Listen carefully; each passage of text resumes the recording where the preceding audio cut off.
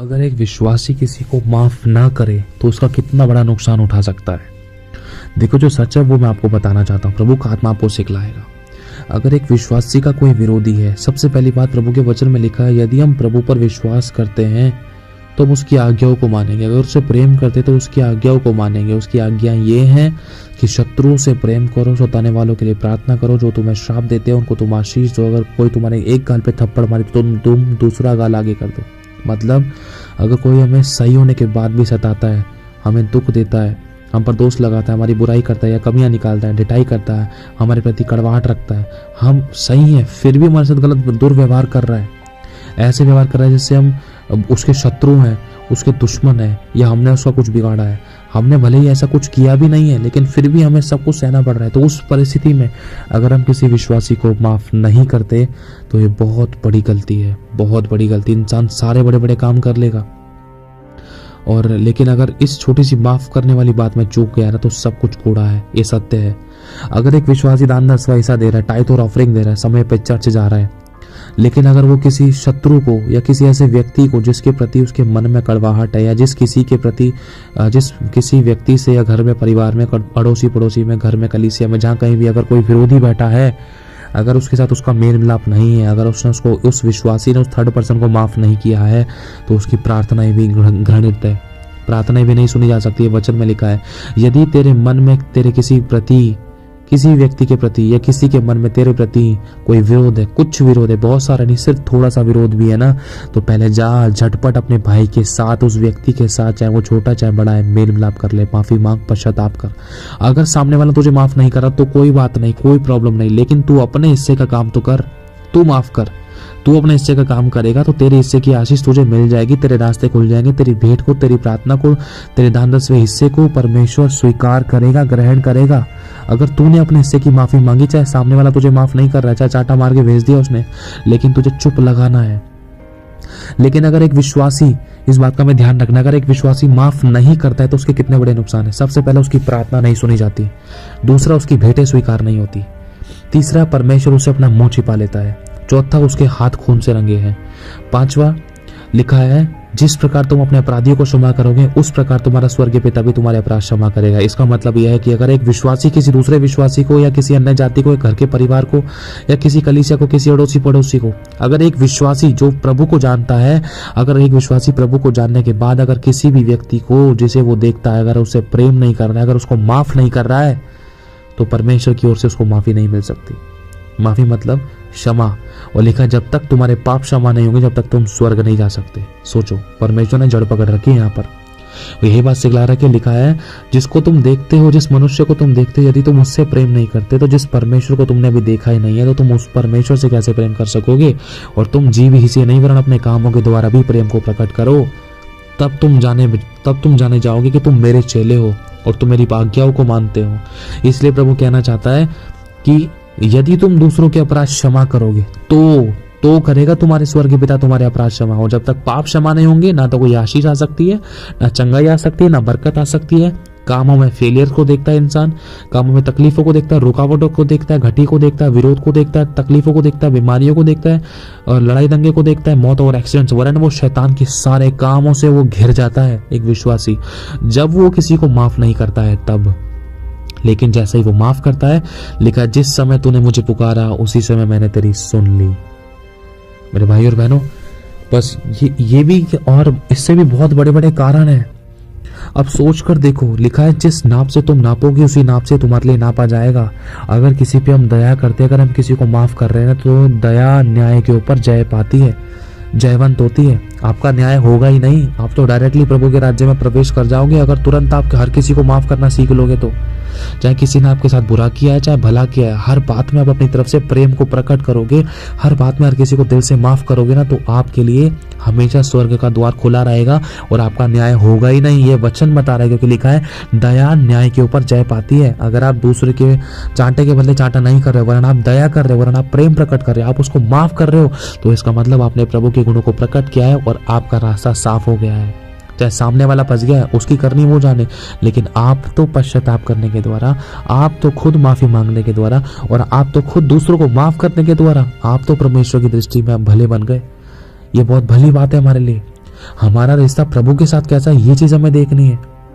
कोई मनुष्य का रिश्ता हमारे साथ कैसा है, कोई मनुष्य हमें स्वर्ग नहीं लेकर जाएगा, कोई मनुष्य हमें आशीष नहीं देगा, कोई मनुष्य हमें चंगा नहीं करेगा, हमारी जरूरतों को पूरा नहीं करेगा। अगर वो आज करेगा भी तो कल सुना देगा, भले ही वो कुछ नहीं कर सकता। लिखा है न प्रधानों पर भरोसा रखना न हाकिमों पर, क्योंकि वो मिट्टी से बने और मिट्टी में मिल जाएंगे। लेकिन धन्य है वे जिनका आधार यहोवा है, जिन्होंने अपना आधार यहोवा को बना रखा, जो यहोवा की ओर ताकते हैं। उनके मुंह कभी काले नहीं हुए, वो कभी लज्जित नहीं होने पाए। जिन्होंने उसकी ओर दृष्टि की वो कभी काले नहीं, उसके मुंह कभी काले नहीं हुए। परमेश्वर ने उनको लज्जित नहीं होने दी, उनकी बेइज्जती नहीं होने दी, क्योंकि जिस समय उन लोगों ने जो परमेश्वर की दृष्टि में खरे थे, विश्वास योग्य थे, जो माफ करने वाले व्यक्ति थे, जब उन्होंने प्रभु को पुकारा तो लिखा है मैं तुम्हारी सुनकर स्वर्ग को झुकाकर उतर आया, मैंने तेरी सुन ली। जिस समय तूने पुकारा उसी समय मैंने तेरी सुन ली, तुझे मैंने पूरी रीति से निर्भय किया और हियाब बनाया, और तेरे शब्द मेरे कानों में पहुंचे, मैंने तेरे गिड़गिड़ाने को सुना है, मैं तेरी प्रार्थना को उत्तर दिया है, वरन मैं उतर आया हूँ। मैं तुझे आशीष दूंगा, तेरा नाम महान करूंगा, तुझे ब्लेस करूंगा, तुझे छुड़ाऊंगा, तुझे बरकत दूंगा, तेरी रक्षा करूंगा, तेरी सुरक्षा करूंगा। ये कब करेगा परमेश्वर? ये तो जब करेगा जब हम दूसरे को माफ करेंगे, क्योंकि जब हम माफ कर देते हैं ना तो इसका मतलब हम प्रभु की दृष्टि में साफ हो जाते हैं। लेकिन जब माफ नहीं करते ना तो इसका मतलब एक विश्वासी अपने लिए गलत बीज बो देता है, क्योंकि जो इंसान बोता है वही काटता है। अगर आज मैं किसी को माफ नहीं कर रहा हूं तो परमेश्वर मुझे माफ नहीं करेगा। अगर परमेश्वर मुझे माफ नहीं करेगा तो मैं स्वर्ग कैसे जाऊंगा? ये सोचने वाली बात है, बहुत ज्यादा इंपॉर्टेंट बात है एक विश्वासी के लिए। प्रभु के वचन को जानने के बाद हो सकता है माफ करना बहुत कठिन है। देखो, इंसान ब्लॉक हर किसी को कर देता है।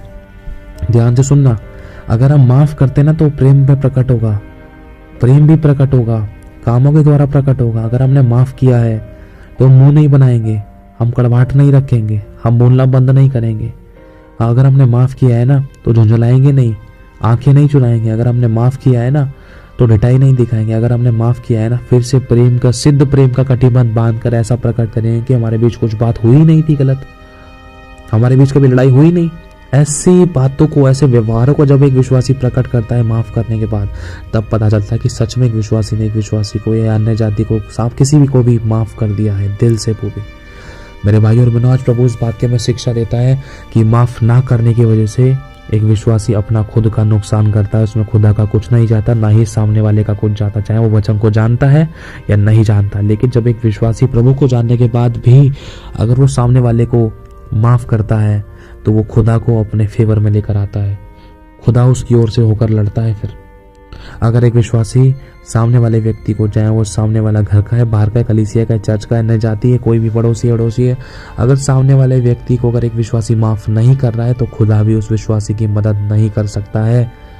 लिखा है तेरे धर्म के कामों के कारण, तेरे ही पापों के कारण मैंने तुझसे अपना मुंह छिपा रखा है, मैं तेरी प्रार्थना नहीं सुनता। सोचो, लिखा है यदि तू अपने भाई से प्रेम ना रखे तो तू हत्यारा है, और किसी हत्यारे में अनंत जीवन नहीं है। और हत्यारा कौन है? पापी है। और तेरे ही पापों के कारण मैंने तुझसे अपना मुंह छिपा रखा है, मैं तेरी प्रार्थना नहीं सुनता। सोचो, अगर बचाने वाला ही अपना हाथ डालेगा तो बाकी तो सब मारने के लिए हैं। इसलिए प्रभु कह रहा है कि एक विश्वासी को प्रभु के प्रेम को प्रकट करने के द्वारा, प्रभु पर विश्वास करने के द्वारा अपने हर एक शत्रुओं को माफ करना है। एक विश्वासी की जिंदगी में शत्रु नाम का शब्द तो होना ही नहीं चाहिए। इस बात का हमें ध्यान रखना है। अगर हम विश्वासी हैं तो हमारा कोई शत्रु होना ही नहीं चाहिए, चाहे वो घर की बात है, चाहे बाहर की, चाहे कलीसिया की। इस बात का हमें ध्यान रखना है। हर किसी से हमें प्रभु के प्रेम को प्रकट करना है। और ज़्यादा मीठे में चींटी भी लगती है, इस बात का भी हमें ध्यान रखना है कि ज़्यादा चुपकने के कारण कहीं गलतियाँ और गड़बड़ियाँ ना होने पाए, क्योंकि लिखा जहाँ बातें ज़्यादा होती है वहाँ अपराध ज़्यादा होते हैं। इसलिए माफ़ करो और आगे बढ़ो, पश्चाताप करो, माफ़ी मांगो, माफ़ करो, लेकिन आगे को उन बातों के लिए ध्यान रखो, आगे से वो गलतियाँ ना होने पाए। हालेलुया। लेकिन प्रभु हम सभी को चाहता है कि हम प्रभु के प्रेम को प्रकट करें, ताकि उसकी भरपूरी की आशीषों को हमारी जिंदगी में देखें, ताकि हमारा जीवन बहुत ऐसे आशीषित हो। हमारे माफ ना करने की वजह से हमारी कोई आशीष ना रुके, हमारी जिंदगी में कोई तकलीफ ना हो, हमारी जिंदगी में शैतान को अवसर ना मिले, शैतान हमें काट मार फाड़ ना खाए एक छोटी सी गलती के कारण। हमें माफ करना जरूरी है।